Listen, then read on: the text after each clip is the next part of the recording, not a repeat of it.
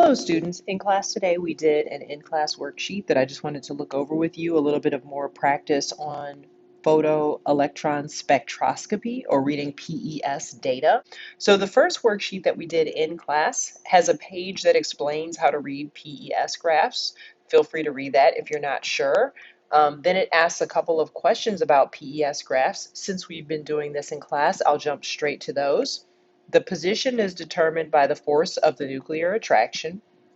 The height is determining the number of electrons within the subshell, right? So the various heights tell us how many electrons are there.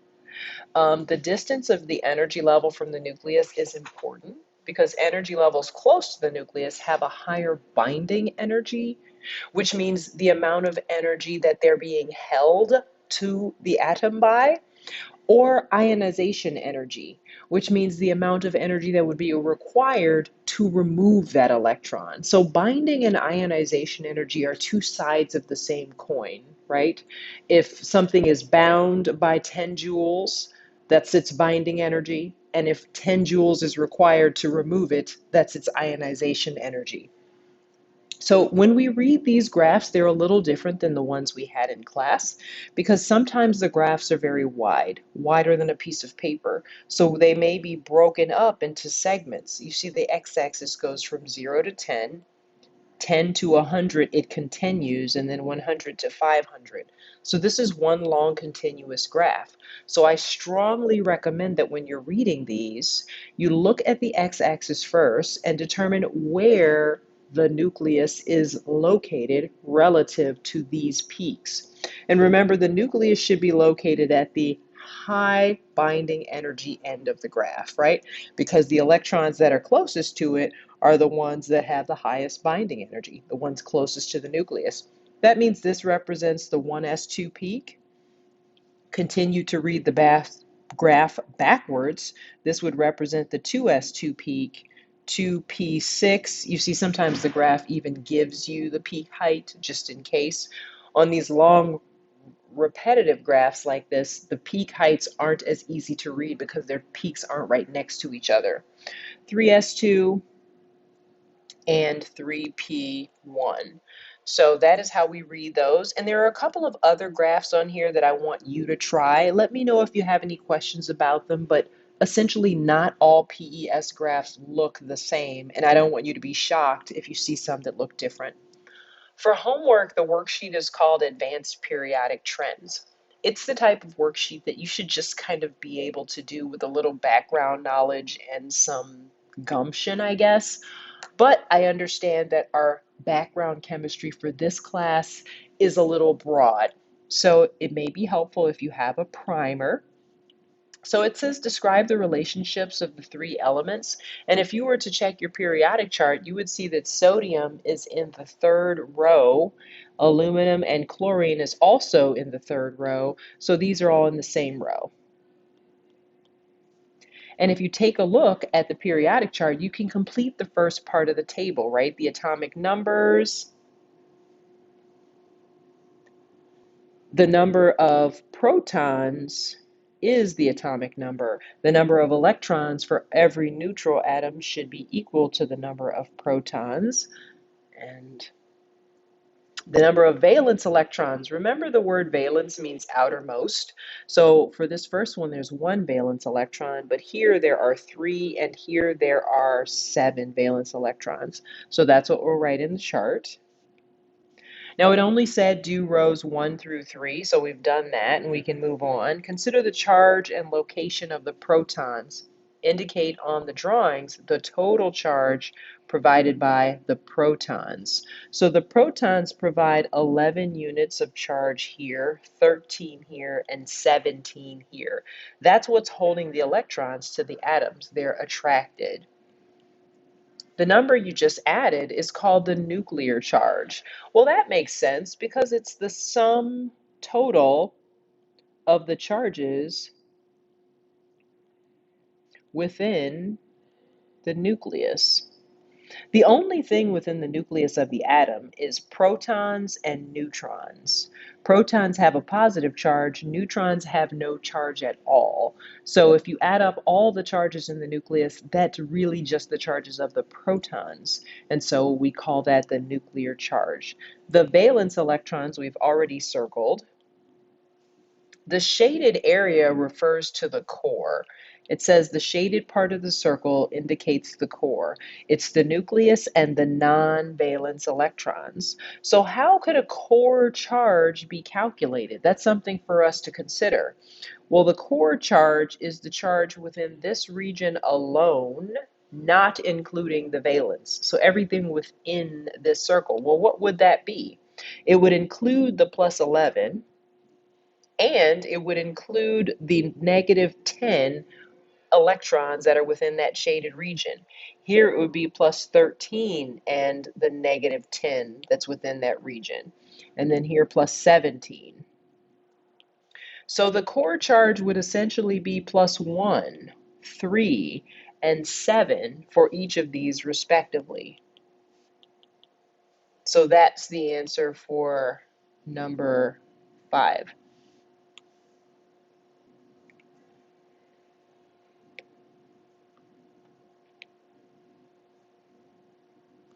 Now, moving right along, the next section is actually quite important.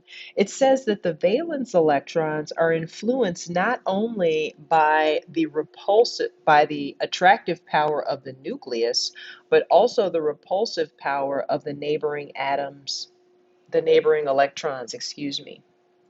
So there's a shielding effect, kind of a blocking of the core that the core electrons do to reduce the attractive power of the nucleus.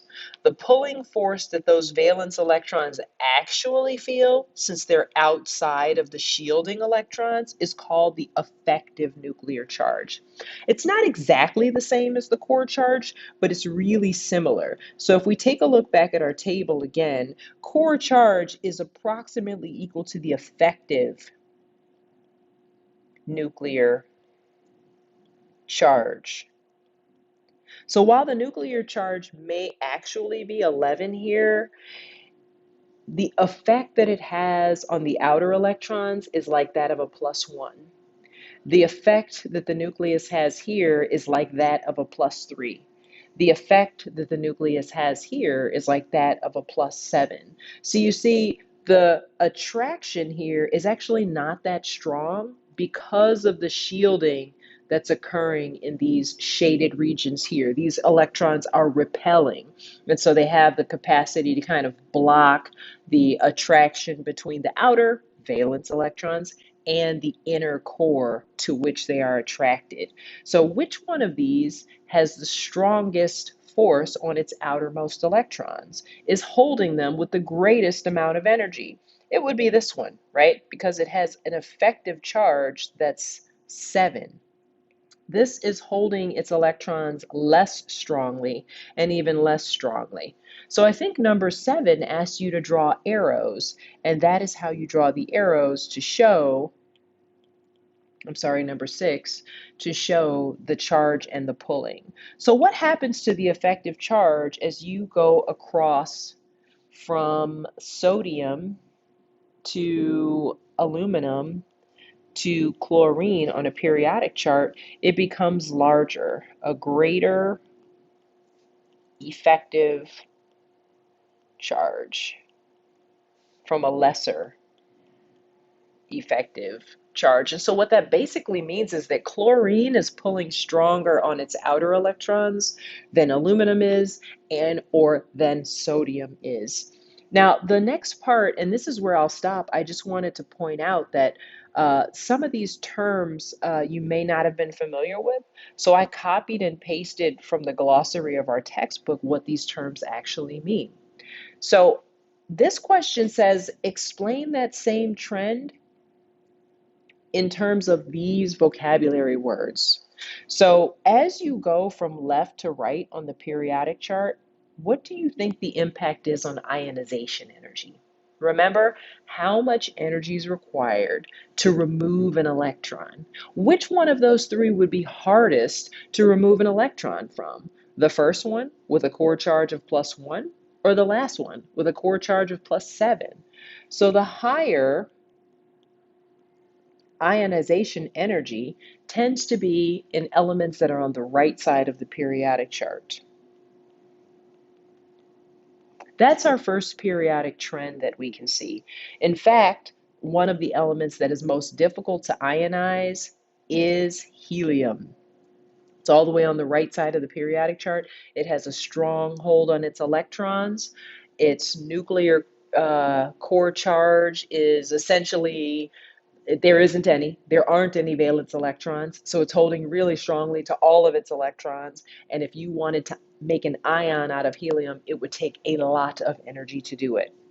What about atomic radius? As you go from left to right on the periodic chart, what does radius mean, right? The half of the distance across a circle, right? That's true. Now, there's a more complex definition here that has to do with two atoms binding and the distance between their nuclei, and half of that is known as the radius, which is also true. But essentially, it's half the distance of a circle, how large the atom is. So, as you move from left to right on a periodic chart, elements hold more strongly to their electrons. So do you think they get larger or do you think they get smaller?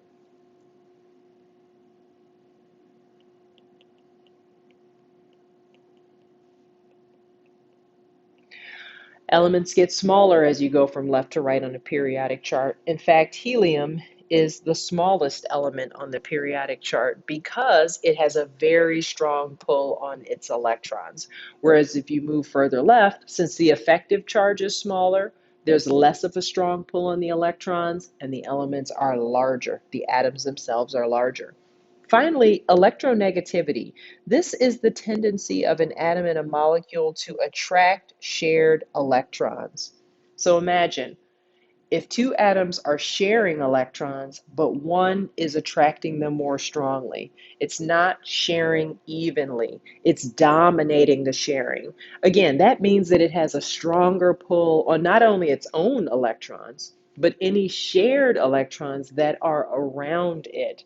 So as you go from left to right on a periodic chart, elements that pull on shared electrons the most would be found towards the right.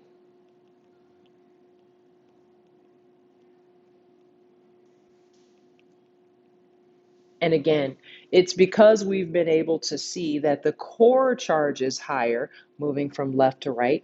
That means that the element has a stronger force resulting from its nuclear on its valence electrons.